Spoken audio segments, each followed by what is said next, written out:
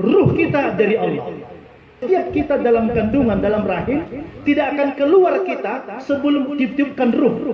Ditiupkan ruh, fa iza sawaituhu, kalau sempurna dia, sudah ada tangannya, ada kepalanya, ada matanya, sudah ada semuanya, walaupun dalam bentuk janin, baru kata Allah, wa nafakhtu fihi min ruhi, aku hembuskan ruhku kepadanya, bergerak lagi. Maka kalau enggak menangis kau karena Allah, betapa hebatnya ingkarmu. Kuasa siapa itu? Kuasa Allah.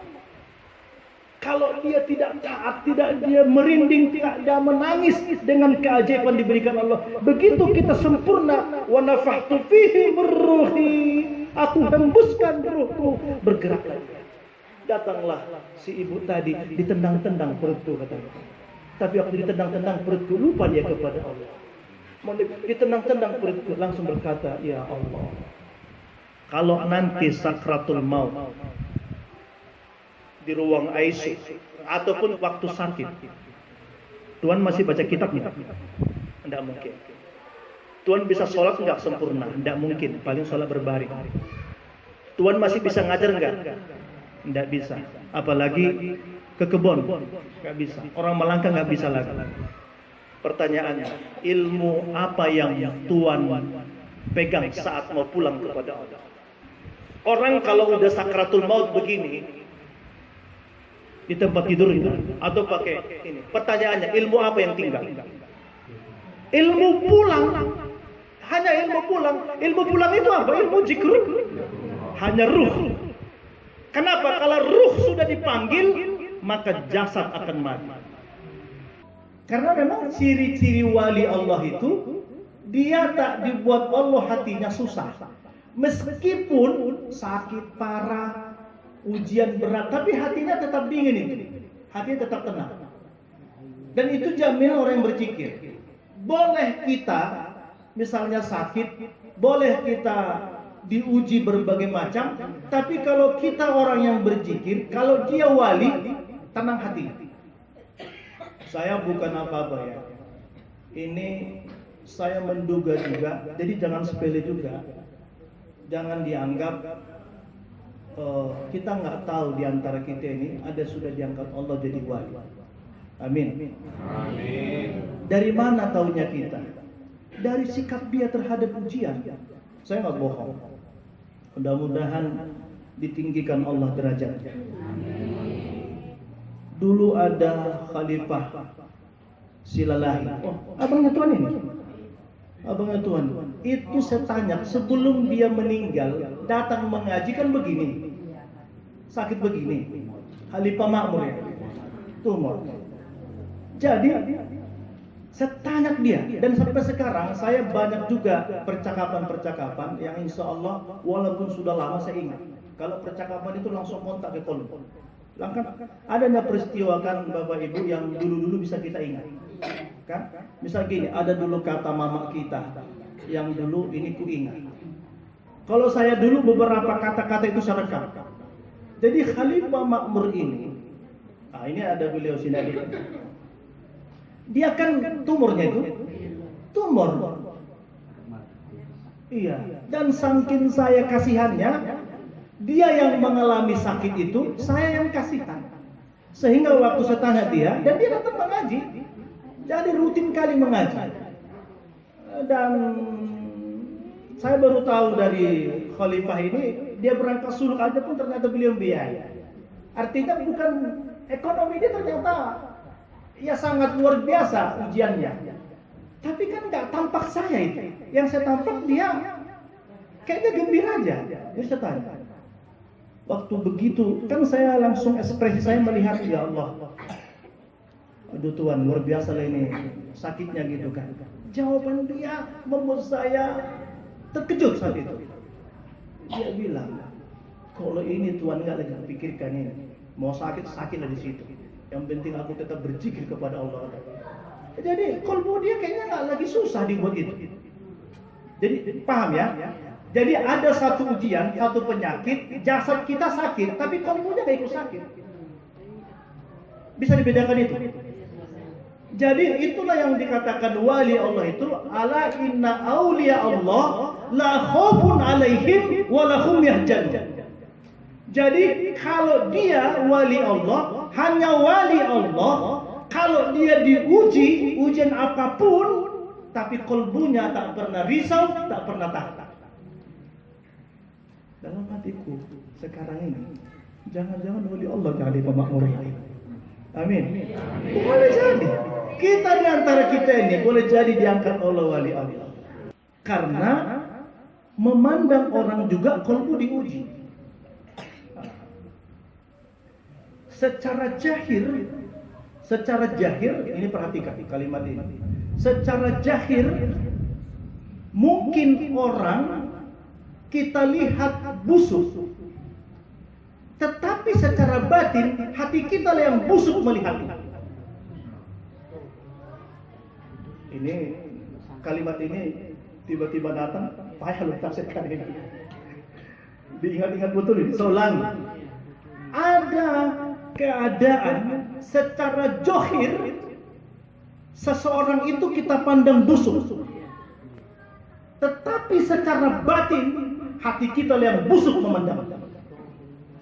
Boleh sakit fisik, boleh susah dibuat Allah dunia, tapi kan tanda bahwa kita telah diangkat Allah menjadi kekasihnya, menjadi orang-orang yang soleh. Tidak usah jadi wali, tapi orang yang dibimbing oleh Allah, kalbu dia tidak akan risau. Kalau tuan-tuan sudah sampai kepada keadaan tidak susah lagi hatinya, maka Al-Quran itu menjelaskan saat itu kita telah diangkat Allah menjadi wali.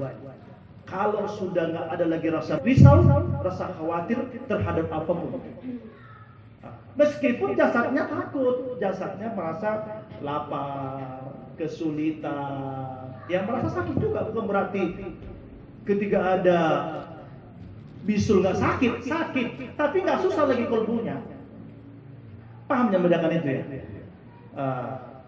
Paham membedakan itu? Ada orang, zaman Bapak Ibu sekalian, ada orang tak sekaya kita. Kan sering saya sampaikan dulu, ada orang tak sekaya kita, bahkan rumahnya belum ada, hidupnya kontrak, kerjanya nggak tentu, tapi bahagia hidupnya. Ada seperti itu kan? Dia lebih tenang, dia bahagia saja. Kemarin ada tausiah remaja-remaja masjid di majelis kita, katanya seperti tukang parkir. Tukang parkir itu kan banyak kali mobil yang diurusnya, mobil mewah-mewah. Begitu datang padat diurusnya, tapi dia nggak pernah merasa kecewa setelah mobil itu semua lagi pergi, nggak ada yang tinggal. Malah dia kepingin begitu mobil ini kumpul, cepat-cepatlah habis. Kenapa? Karena dia tidak pernah merasa memiliki. Rasa memiliki ini sering membuat kita hancur. Di jamaah yang dirahmati Allah, itu ciri muttaqin. Apalagi ciri muttaqin antara lain wal afina 'anil nas. Suka memaafkan. Kalau kita kan ada ungkapan, aku bukan pendendam, tapi aku pengingat. Ada begitu kan kalimat? Aku bukan pendendam, tapi aku tidak pelupa, katanya. Itu kan bahaya kalimat itu. Artinya tetap aja diingat-ingatnya itu kan. Jadi kalau kalbu kita belum mudah memaafkan orang lain, berarti kita belum masuk kepada ciri muttaqin. Jadi begini, kenapa ini kita bongkar? Karena nanti kan latihan ujung daripada Ramadan itu kan la'allakum bertakwa. Untuk melihat kita bertakwa, lihatlah ciri-ciri bertakwa. Al-Quran menjelaskan ciri-ciri orang bertakwa. Antara lain wal afina 'anil nas. Dia mudah memaafkan.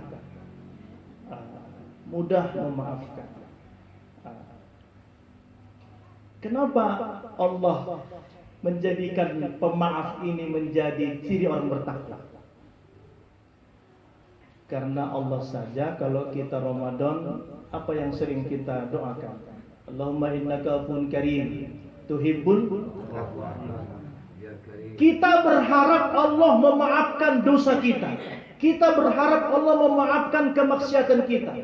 Kita berharap Allah memaafkan aib-aib kita. Tapi kita tidak memaafkan orang lain. Kan hebat itu kan. Jadi tanda-tanda orang telah memaafkan kita, mengampuni kita, kita suka memaafkan orang lain. Itu rumusnya. Jadi saya ulangi, tanda-tanda Allah memaafkan kita, kita suka memaafkan orang lain. Itu ini. Tapi bukan berarti tidak menghargai. Nah, jadi kalau Ramadan kita nggak lupa itu, Allahumma innaka afuwwun karim tuhibbul afwa fa'fu 'anna ya karim. Itu 3 kali berulang-ulang. Supaya apa? Allah memaafkan kita. Apalagi ciri-ciri muttaqin di dalam Al-Qur'an, orang-orang yang masuk ke dalam jannah, yang mengalir mata air di dalamnya, yang penuh dengan kenikmatan, mereka berbuat baik. Innallaha yuhibbul muhsinin. Allah mencintai orang yang berbuat baik. Jadi orang yang di dalam surga itu ciri-cirinya dia berbuat baik. Berbuat baik itu Bapak Ibu jangan dianggap sepele. Nah, jadi berbuat baik itu kan seringnya kita ini berbuat baik karena memang orang lain baik. Pertanyaannya kalau orang lain nggak berbuat baik, kita nggak berbaik. Dan puncak kebaikan itu adalah husnul khotimah. Boleh jadi sakit ditabrakan, boleh jadi dia mungkin sakit pesawatnya jatuh, paham kan? Tapi kolbunya dipanggil jiwa yang paham ini sekarang ya. Jadi jiwa yang tenang yang dipanggil oleh Allah. Jiwa yang tenang ini dalam Al-Quran disebutkan Allah, ala bi dzikrillah tatmainnul qulub. Bahwa jiwa yang tenang itu hanya dengan berzikir kepada Allah. Di luar itu tidak ada. Kalau begitu, hati yang tak berzikir pasti tidak bertakwa. Itu rumusnya. Karena puncaknya kan matinya. Jangan kita asik suka mendengarkan kalau berangkat jenazah, wahai jiwa yang tenang. Pertanyaannya, jiwa tenang itu seperti apa? Nah, jiwa yang tenang itu orang yang berzikir. Kalau begitu, kalau hatinya nggak berzikir, pasti nggak bertakwa. Terhapus semua jadi. Terhapusnya di mana? Karena yang berzikir itulah berarti dia melakukan karena Allah. Karena Allah, ingat kepada Allah. Ala bi dzikrillah tatmainnul qulub. Hanya dengan berzikir hatimu tentram. Dan yang dipanggil oleh Allah, ya ayuhan nafsul mutmainnah. Jadi jiwa yang berzikir inilah jiwa yang tenang. Inilah penutupnya. Inilah nanti kalau kita berangkat kepada Allah. Pertanyaannya, di mana kita latihan zikir? Di mana kita dapatkan ilmu zikir? Di mana kita dapatkan ilmu ma'rifah? Kalau nanti sakratul maut di ruang ICU ataupun tidak waktu sakit, Tuhan masih baca kitab tidak? Tidak mungkin. Tuhan bisa sholat enggak sempurna? Tidak mungkin. Paling sholat berbaring. Tuhan masih bisa ngajar enggak? Tidak bisa. Apalagi ke kebun, nggak bisa. Orang melangkah nggak bisa lagi. Pertanyaannya, ilmu apa yang Tuhan pegang saat mau pulang kepada Allah? Orang kalau udah sakratul maut begini di tempat tidur itu atau pakai ini, pertanyaannya ilmu apa yang tinggal? Ilmu pulang, hanya ilmu pulang. Ilmu pulang itu apa? Ilmu zikr, hanya ruh. Kenapa? Kalau ruh sudah dipanggil, maka jasad akan mati. Nggak mungkin dia bergerak kalau masih ada ruh. Kita bisa ngomong, bisa melangkah, bisa ngamuk, bisa marah, bisa berjalan, bisa ngobrol, bisa kemana-mana karena ada ruh. Sekarang saya tanya, kalau ruh sekarang dicabut Allah, kita jadi apa sekarang? Bangkit. Jadi jasad ini hidup karena ada ruh. Dan begitu ruh ini dipanggil oleh Allah, ilmu apa yang kau pakai? Zikrullah. Zikir, hati yang berzikir. Makanya boleh sakit semua, boleh dapat ujian, boleh di ruang ICU, tapi kalau nggak punya ilmu pulang.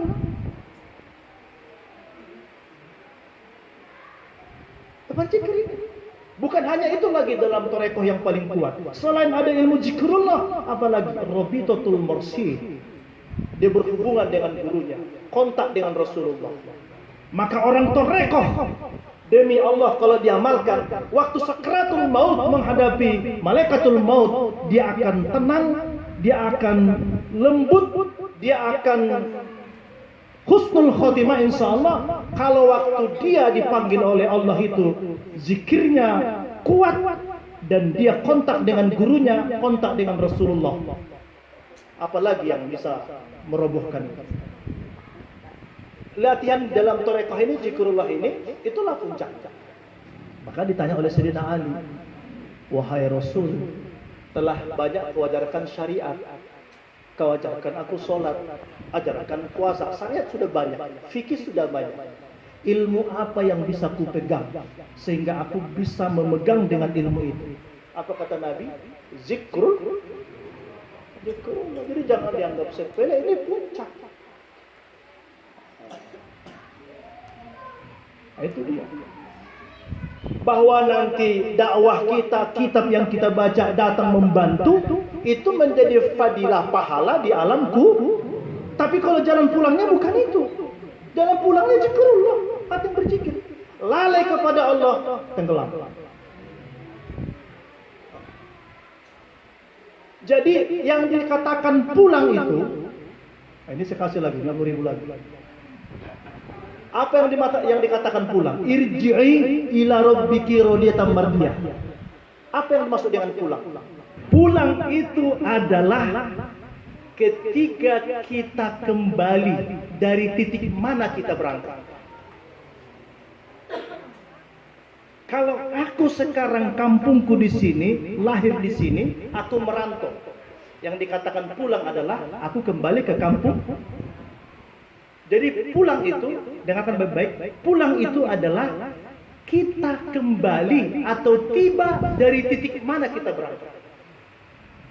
Jadi tadi yang dibilang Tuhan ini, kita datang daripada Allah, maka yang dikatakan sukses pulang ketika dia pulang kembali kepada Allah dengan sebagaimana dia datang dari Allah. Ruh kita bersih datang dari Allah. Begitu ruh kita tidak bersih pulang kepadanya, inilah yang pulang tidak benar. Jadi masalah. Gentayangan lah itu. Saya bilang sama Tun Yahya, Tuan Guru kata Tun Yahya, ku pakai dulu Tuan motor Tuan. Datang Tun Yahya memulangkan ke saya, Tuan mohon maaf, bannya hilang katanya. Bannya bocor katanya. Aku yang pemiliknya kira-kira berkenan enggak? Karena dia pulang sudah tidak seperti diambil. Begitulah pulang itu. Jadi diri kita yang sebenarnya adalah ruhani. Nanti perhatikan, kan jasad dari tanah, tanah dari air, air dari angin, angin dari api. Ruh kita dari Allah.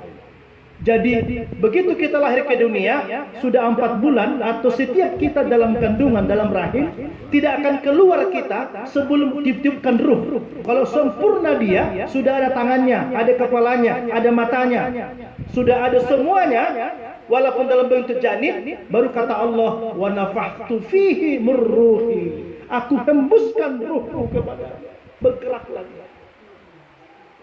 Kalau enggak menangis kau karena Allah, betapa hebatnya ingkarnya. Kuasa siapa itu? Kuasa Allah. Kalau dia tidak taat, tidak dia merinding, tidak dia menangis dengan keajaiban diberikan Allah. Begitu kita sempurna, wa nafakhtu fihi min ruhi. Aku hembuskan ruhku, bergerak lagi. Datanglah si ibu tadi, ditendang-tendang perutku katanya. Tapi waktu ditendang-tendang perutku, lupa dia kepada Allah. Ditendang-tendang perutku, langsung berkata, ya Allah. Jadi jamaah yang dirahmati Allah, begitu diberikan ruh, baru dia menjadi hidup. Kalau tidak dihidupkan, ruh mati enggak? Maka diri sebenarnya adalah ruh itu. Supaya tuan-tuan tahu. Itulah diri yang sebenarnya. Itulah yang kembali kepada Allah. Maka tadi itu jasad ini balik lagi kepada asalnya. Menjadi tanah. Makanya Bapak Ibu jangan pernah main-main dengan torekoh ini, dengan zikir itu. Jangan. Kuat berzikir. Karena nanti ini di jalan pulang.